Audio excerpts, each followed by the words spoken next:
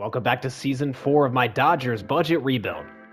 Last year, we had to redesign the team quite a bit because many of our players' contracts became too expensive. After that, we ended up having a nightmare start with our new roster, but by about midway through the season, we had reached 500, and ultimately we would make the playoffs as a wildcard team, but we would fall short once again to the Pirates. And for this season, we have a ton of moves to make because a lot of our core pieces are up for arbitration and they are going to be way too expensive. At least the silver lining is that I'm going to be able to get a massive return for Roki Sasaki. Look at that bar at the top.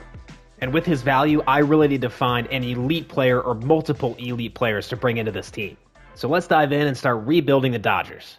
There are a handful of guys who are up for arbitration that I would like to bring back. I think I can afford all of them. The one that I want the most, I guess the two that I want the most are Emerson Hancock and Brant Herter, who I'd actually like to use as a starter this year since he has 65 stamina. But besides Sasaki, we're going to have to say goodbye to Heliot Ramos, Evan Carter, Landon Knack, and many other players.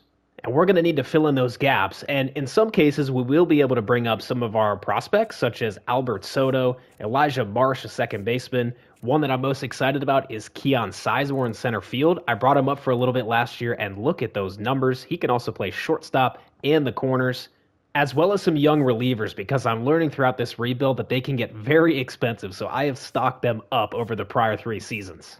So the ideal scenario in a Roki Sasaki trade would be to get a generational player. Albert Bell here has 2 more years on the renewable contract, but you can see that it's not quite adding up, and that, of course, makes sense because he is generational and very cheap for the next couple of years. Even if I throw in a starter that I want to trade like Knack, that doesn't work. If I throw one of our prospects in there, that doesn't work. So we won't be able to reach quite that high, but I will try to get the best possible trade that I can. I have scoured every single team and come all the way back around to the Reds, who are the ones who had Paul Bell up here towards the top, the generational first baseman. They've got an unbelievable farm system. And I think this is the deal I want to do. Center fielder Enrique Jimenez, as well as a starter Juan Mendoza. Both these guys are young. They have 3 years on their renewable contracts. I could also flip Mendoza because I've got a lot of starters. I think this is our best deal. I feel like every single one of my closing pitchers has the stopper quirk where they perform better when the team is behind. I feel like it'd be a lot better if they could perform better when the team is ahead. I don't know why that's never a thing. The next best piece of trade capital that we have is Heliot Ramos, who's been really good to us. Can't afford him anymore, and I would like to replenish our farm system at shortstop. Marlins have this guy, Tyson Batts. He's still probably 2 years away because I value shortstop defense a little bit more than other positions, but I think he's going to be really good, so I like this deal. One of our pretty solid starters, Landon Knack, is asking for $6.5 million. I'm going to hold off on trading him because there's a chance that I might be able to afford that. One position I haven't traded for in a while is catcher. I hope I will never have to need Mike Nello with guys like Dalton Rushing and Samuel Basayo in the queue here. But just in case, I would like to add this 19-year-old catcher to the squad. I'm going to trade Rocchio and Estes. One other thing to monitor this year is this will be our last season with Class A. He's been fantastic for us. I will definitely not be able to afford him next year, and even though he's going to become a free agent, I do not want to trade him at all, just because I want him for any playoff run that we're going to have. So, unfortunately, this will be the last year of probably the best closer in the game. So I have added a couple closers throughout this rebuild, like Jason Cameron, who will probably be ready next year, but we don't have anybody close to the level of Class A. So with that in mind, it can't hurt to add another closer here. This is just a broken position in this game. Evan Carter wants almost $8 million next year, so I'm going to trade him for an outfielder on the Reds. Now, after a bunch of trades, our salaries are currently at $67 million, and our arbitrations and renewable estimates are $30 million, so we should be coming in under our threshold. And because of that, I have offered all of these guys a lot more than I expected, additional contracts, and I would be willing to offer them arbitration if needed. I look through all the free agents and obviously any of the top guys I can't afford, but I also look through the guys that I can afford, and I don't really like any of those options either. So with that, we're going to be rocking with all guys in-house. Besides losing Class A, there's one other thing that we need to keep on our radar, and that is the fact that Shohei is now 33. I don't think he's going to regress majorly just yet, but there's no doubt within the next 2 to 3 seasons, not going to be quite the same guy. All right, there's one guy I need to bring in here in free agency, and that is, as always, a left-handed reliever. I'm going to lowball Garrett Clevenger, 1 year, $3 million. And first try, Garrett Clevenger's in. And with that, our team is set. And I'm cheating a little. I'm at 101 million. There is just nobody I can get rid of. I have carefully crafted this team. And look, let's chalk it up to 1% inflation over the last 3 years, 4 years. So here is our finalized rotation. Ohtani, Knack, who I was able to get back at $6.5 million a year. Emerson Hancock, Brant Herter, who's a reliever. He gave us 108 innings at 2.33 ERA. He's going to come in and start this year. He's got plenty of stamina to do that. And then we've got a rookie, Alberto Soto. He played a little bit last year, 2.53 ERA in 10 innings, even grabbed a save in there. So I feel good about him. Brito's back for long relief. I'm expecting a bounce back for him, but if not, going to be a short leash. Hannafy, Clevenger, our free agent, Leahy, Phillips, a rookie, and then our two setup guys will be Miller and Lunam, and then Clase in his last year of closing.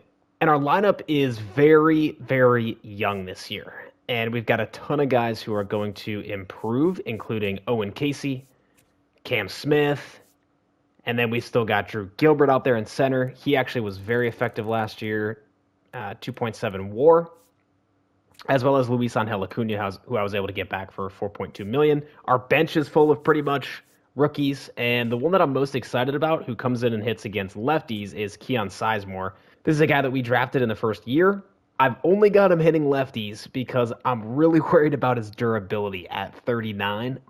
It's very likely he's going to be hurt throughout the year, so I don't want to play him every single day and try to keep his energy a little bit higher. I don't know if that actually helps in this game, but I'm just going to say that it does, and we'll see. But he was really impressive in 24 at-bats last year. I don't expect him to be that good, of course, but he'll be kind of on a Rookie of the Year watch if he can stay healthy. Familiar faces of Keith, Ohtani, Fry, Monasterio, who came in last year briefly for us. 16 games, was excellent. Pedro Pajes I was able to get back at $4.2 million. And then I added Josh Palacios just for another outfielder. And then we've got Acuna and Gilbert. So that is our team heading into the year. Let's get this season underway. We are opening up against Milwaukee for opening day. Bit of a rough start here for Shohei. We're down 3-0 through 2. Second at-bat of the year here for Shohei. And he strikes out.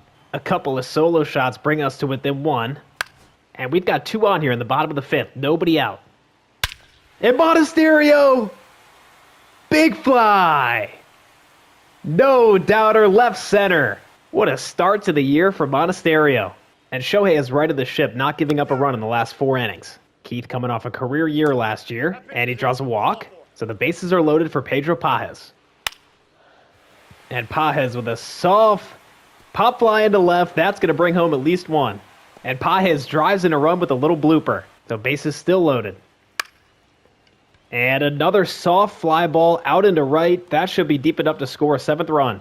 Clevenger comes in to close things out here on opening day, and we defeat the Brewers 8-3. A great start for our offense. After opening day, we struggled a little bit, but we've turned things around. 8-7 to start the year. Now here's Acuna, and he gets a fastball down the middle. Flies that out into the right. Throw to the plate. Not in time, and we're up 3-1. So a 2-run lead for Clase to work with. He gets the first 2 outs, and he shuts down the Nationals. We win 3-1. And with that, we are nearing the end of April, currently at 17-14 and 2.5 games behind the D-backs. It's a tight race this year. Taking on our division rival, the San Francisco Giants, and they have won the first 2 out of 3 in this series. Dalton rushing with a fly ball out into left. That should be deep enough to tie the game. That brings up Owen Casey. Casey gets a fastball right down the middle. Laces that into deep left, and that's off the wall. Throw to the plate is not in time, and that's a walk-off for Owen Casey. So we salvaged that game with a walk-off, but I just noticed that was actually a 4-game series, and the Giants take 3 out of 4. Taking a look around the league, we're about middle of the pack in runs scored, and we're in right about the same spot in runs allowed, so we're kind of mid so far to start the year. Our best pitcher has actually been reliever turned starter Brant Herter. He's got a 1.61 ERA so far. Over in the bullpen, Garrett Clevenger really struggled to start the year, but he's turned things around. He was at like a 7.5 ERA. And if you know me by now, usually I like walks per 9, but I also really am starting to value clutch a lot more, and I want to find guys that have high clutch. This is something you can't scout, so you got to kind of acquire or get lucky in the draft when you look for closers and relievers, because it doesn't show you their clutch. Another guy who's struggling is Emmanuel Clase, 8-2 in save opportunities, but at a 6.43 ERA. And about a week after that last clip, I'm looking at our offense, and there's two guys that are on fire, but the rest of the team is cold right now, so we might be in for a losing streak. And it looks like we did go on a bit of a losing streak. We lost 7 in a row, and all 7 of those games were against division opponents. So that now puts us last place in the West. We really need to start getting things going here. Otherwise, it might end up making sense for me to sell off some pieces this year, like Emmanuel Clase, Garrett Clevenger, David Fry, some of the guys who are going to be free agents. We could get a good return for them. Meanwhile, on the scouting side, I'm doing something that I pretty much never do, and I'm actually scouting position. So first base is loaded with guys in the Central here. Yamashita, Villanueva, France, Montañez, all guys who look really good. And so I'm actually going to scout the full position, Central region, for a week, and let's see who rises up the board. Okay, so after a week, Mark France is the one who stayed in the same place. Villanueva dropped, Montañez dropped, and Yamashita dropped a lot. So I'm going to now switch to scouting Mark France. Let's see if the strategy works out. Let's see if Shohei can start turning this season around for us. Down 1, bottom of the 9th, facing Josh Hader. It might be a little bit too much to ask Shohei. Lefty here, and he strikes out. So it's up to David Fry. Runner's going to go for second, and Acuna's safe. So with the tying run now in scoring position, a 3-1 pitch, and David Fry works a walk. So now Pedro Pajes has an opportunity. 1-2 pitch, and Pajes with a single into right. Throw to the plate is up the line, and we tie the game. I'm surprised the CPU did not pinch hit for us. Drew Gilbert's going to get this at bat, and he's going to ground that to shortstop, and we're out of the 9th. So Clase is in to work the top of the 10th for us, and he gets out of it, puts up a 0. Now in the bottom of the 10th, Cam Smith with a double, but the runner is thrown out, and we are headed to the 11th. Shohei is currently the NL leader in home runs, and he grounds that right back to Soto. It bounces off of him, and that'll be a base hit. Astros bring yet another good lefty in, Brian King. Count is even at 2-2. And David Fry goes down looking. We're headed to the 12th. Kyle Leahy gives up a run in the top of the 12th. And Brian King shuts us down. That was a devastating loss. We just can't seem to get anything going. And as more and more time goes by, and wow, as I'm recording a clip here, Guardians acquire Kyle Tucker from the Rockies. They just acquired Kyle Tucker. Oh, no, they've had him for a few years. Well, that is a big name moving around there. But yeah, we just can't seem to get anything going here. And the more and more time goes by, the more that I'm leaning towards kind of selling off and rebuilding. But we'll see if things turn around. Mark France is looking fairly promising as a project first baseman.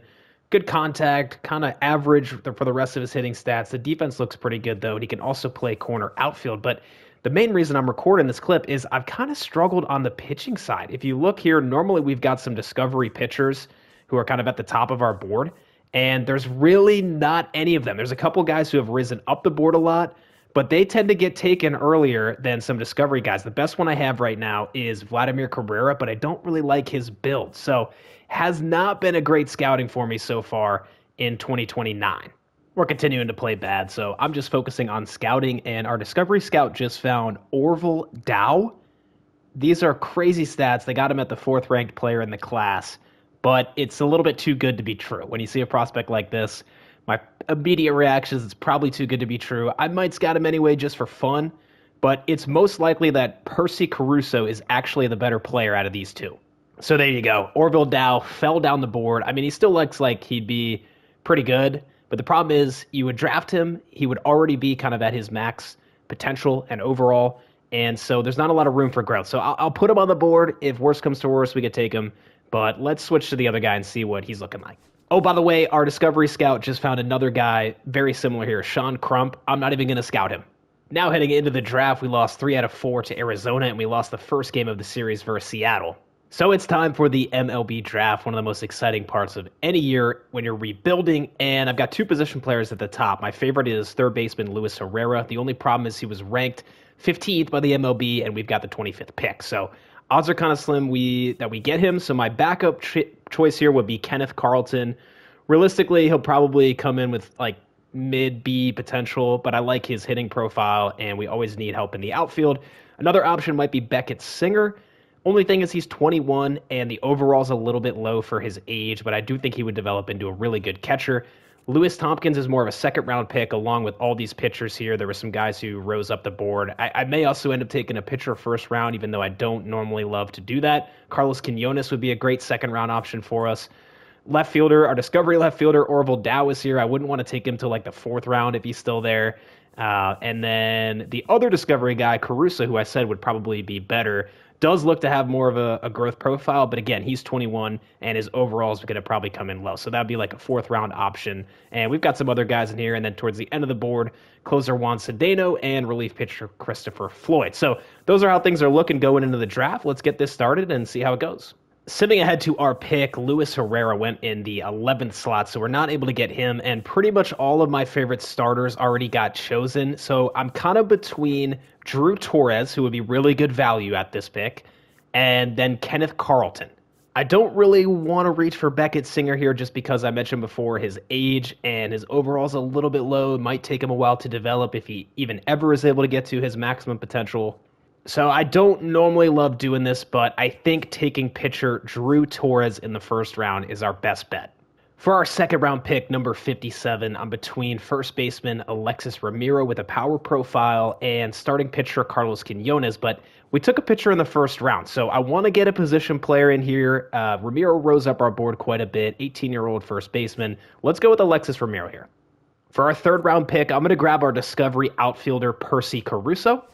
And then for a fourth-round pick, I want to take starter Edgar Torres. I am hoping that Juan Cedeno, a discovery closer, falls to the next round because that is who I want to take there. And simming ahead, Juan Cedeno is still here, so we're going to draft him. And now for the final pick, we will finish it off with a discovery pitcher. I don't think he'll ever play for us, but maybe could be a decent trade capital. Despite having a bad year, we do have two representatives at the All-Star game. David Fry got voted in for third base. And, of course, Shohei Ohtani will be an all-star for designated hitter. I think I mentioned before that this might be an issue with Keon Sizemore. He's on the IL for a couple of months. You see his durability is 42. It does continue to develop, and for training, I don't think I've ever shown the training in this game, but if you're familiar, you can kind of choose how you want your players to develop a little bit more, and I've had him focused on his durability. He is having a pretty good year. I mean, essentially, this is his rookie year. He's got a 722 OPS. I know he can be a little bit better than that, but he's continuing to develop well. I'm really happy with Keon Sizemore. Well, we have limped our way to the trade deadline with a record of 46-66. I am honestly shocked we're this bad. I thought that I put together a roster good enough to sneak into a wild card spot, but we are worse than the Rockies. As a matter of fact, we are tied with the Nationals as the worst team in the National League. So there is no salvaging this season, and the best thing I could do is sell off some of the key pieces of our team, trade them, try to get some good return, and rebuild for next year when a lot of our prospects are going to be ready to come up, and we're once again going to be a good team. The first and most obvious valuable piece that we have to trade is Emmanuel Clase. I'm bummed that we weren't able to win a World Series with him as our closer. He's one of the best options in the game, but I have been stocking up our bullpen with prospects so that eventually when we lose him, we'll be able to fill him in. We can also find somebody in free agency. One of the positions that we're going to need to fill in for next year is shortstop. And if you look, Luisangel Acuna has been playing shortstop for me. I like his defense over there. But we already paid him $4.2 million this year, and I believe it was $8.5 million that he wanted next year. I just don't want to spend the money there for Luisangel Acuna. So I want to bring in Kevin McGonigal. And we do have one shortstop prospect, Bryce Rayner, but he can only play shortstop. McGonigal can also play second base, and McGonigal has a higher ceiling, low MLB service time. I like his defensive skills, a little bit of work to do on the offensive side, but I think this is going to be a good trade for us, and it's about the best value that I could find for Clase. So looking at our shortstop depth chart, Kevin McGonigal immediately comes in as probably our starter for next year at shortstop. I have Bryce Rayner behind him, who I mentioned before, but realistically he's probably going to become a trade piece because right behind him is Tyson Batts. Now, he probably won't play short for us unless his defense can get above the 70s, which he still does have a lot of room for growth. But look for Batts to come up in the next year or two to play second or third. So the next valuable guy that I want to trade here is David Fry, and I'm going to miss David Fry. He was so good for us for a few years, and I tried to see if I could keep him next year, but he wants $12 million, which is way more fair for how good he really is. I can't believe he was on that 3-year, $2 million deal when we traded for him initially. What a steal. But we're not going to be able to keep him next year. And I want to bring in Pete Little from the Royals. Looks like a very promising third baseman. He's got the build that I really like with the contact. and the discipline. And he has very little MLB service too. So I want to stuff him in the minors for the rest of this year and then probably bring him up next year to play for us. The Royals are looking for a catcher and a left fielder. You might be looking at David Fry like, well, wait a minute, he's a third baseman, but he catches and plays left field. So this is the deal I want to make for David Fry, and wish him the best of luck. All right, I believe this is the last piece that we need to trade here, and that's Garrett Clevenger. He's actually really turned his season around, and the Rays do not have a single decent left-handed reliever, which is probably why they're looking for one up there and what they're seeking. And they've got this closer, Aubrey Yancey, who looks really good. I love the hits per nine and Ks per nine. And it looks like his clutch is going to develop to be pretty solid as well. He's also a lefty. You know me. I need to get these lefties in here. So I do also have to give up one of our decent first baseman prospects, Vince Stevenson, to make this deal go across. But one issue, if you look at his defense, I cannot play this guy in the field, and Shohei is going to be our DH. So I really don't have anywhere for Vince Stevenson, and the Rays might. So this is, I believe, the last big move I'm going to make here at the trade deadline, and we're going to speed through the rest of this season.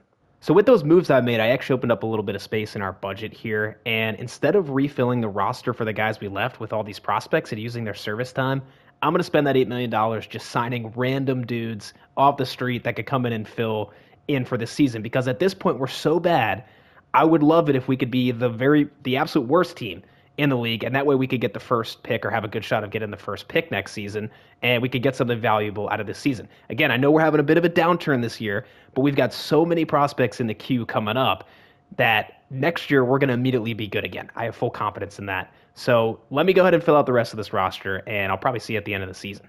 Well, I traded away some of our best players and signed just random free agents, and somehow we got better. We're only 15 games under 500 now. What is happening? I signed 35-year-old Austin Slater and 35-year-old Dylan Moore. These guys are 64 and 67 overall, and they're both batting over 300. Somehow we only finished the season 6 games under 500, which is kind of unfortunate, not only because we sucked, but also because I wanted to be really bad. And I was actively trying to make the team worse to tank, and I don't know what happened. I guess we got hot. Some of the guys got hot. It is what it is. The Red Sox defeat the Reds in the 2028 World Series. So a pretty stark difference between our first 3 seasons and this season. And unfortunately, the best thing that I could do as a GM was tank and sell off some of our pieces. And you can see my rating is still good. So I guess we'll take it. But yeah, I mean, I wish I could have made this video, more interesting with us going to the postseason. Maybe it's interesting in its own way, having a bit of a down year. But as a teaser for next year, look at some of these pieces, these prospects that are going to come up. I don't know about Elijah Marsh because he hasn't hit quite as well in AAA as I was hoping for. But starting pitcher Chris Brown, center fielder Enrique Jimenez, Samuel Basayo will come up, probably some of these closers. I'm excited to really get these guys going. And besides them, guys like Keon Sizemore are going to be up and continue to improve. In his first season, he had a 710 OPS. I know he can do a lot better than that. Kevin McGonigal will be our everyday shortstop. Pete Little will most likely come up and play third base. So we've got some things to look forward to next year, and I believe we'll be a playoff team once again. One thing we need to keep in mind is Shohei is starting to regress quite a bit. He still had a good year on the pitching side. He also had a pretty solid year on the offensive side, 889 OPS, but you can see him ticking down just that little bit from the prior seasons. So would really like to win with Shohei still being a value member of this team. The last thing I want to mention before I sign off and we'll see you in the next year is that I'm going to be a little bit more flexible on the budget now that we're going into the 5th year of this rebuild. I think it's only fair. Inflation, all the contracts are getting more expensive, and it's just proven to be more difficult than I thought. I'm not going to go spend, ramp it up to 150 million, but if we go to 110 or 120, I think that's okay. We're still obviously going to be at the very bottom of the league. But part of the other reason why I want to be a little bit more flexible with our budget is I've built up such a great young core of players that I want to stick with them and try to win a World Series with these guys as they develop. And one last thing before you go, I actually forgot to show you our draft picks for this year. And I think our best one is Drew Torres, B potential starting pitcher, great stats. He'll be part of our farm system if things go out into the future. I think we'll probably win before we need Drew. But of course, I've said that before in these videos, so you never know.